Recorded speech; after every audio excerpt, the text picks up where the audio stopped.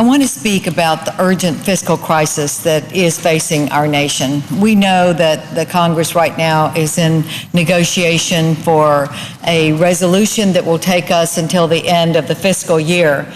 And it's in an atmosphere in which so many people are worried about our overwhelming debt and the deficit that would be in the budget that was submitted by the president, for sure. We now are trying to cut that budget responsibly. The United States is averaging $4 billion a day in debt. A $1.6 trillion deficit is projected by the end of this year. That's just the deficit. That's adding to the debt.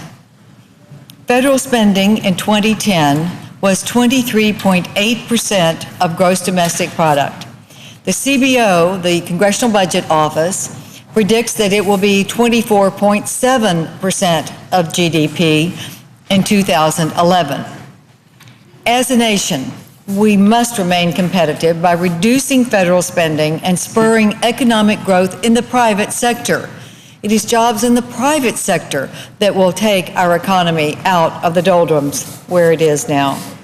For the sake of the American people, I hope we can come together to stop the reckless federal spending. Continuing the spending, the borrowing, and the taxing in Washington will halt job creation and triple the debt by the end of this decade. That is what is predicted.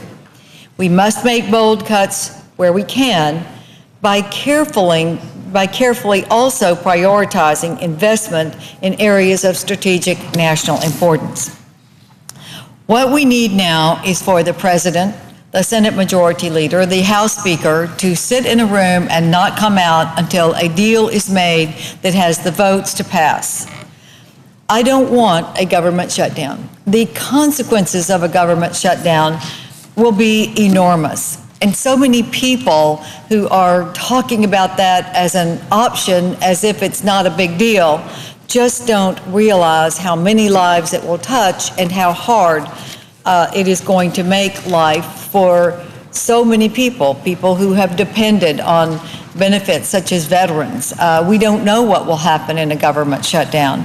We don't know what will happen to our military because that's not clear, and that's what I want to talk about today. A government shutdown will put people in peril in many areas, but now we have a situation in which our military, our active duty military, some of which, almost 100,000 in Afghanistan, 47,000 in Iraq, are put in a position today of now also wondering if their spouses at home with children are going to get their paychecks if we have a government shutdown that will affect their ability to pay their mortgages. And Madam President, let me ask, are there time limits in place? There's an order to recognize Senator Ayotte for her first speech at 10:40. Oh, thank you, Madam President. Madam President, let me just say that I've introduced legislation. I have co-sponsors Casey, Inhofe, Snow, Murkowski, Collins, Ayotte, and Hoeven. It is the Ensuring Pay for Our Military Act of 2011.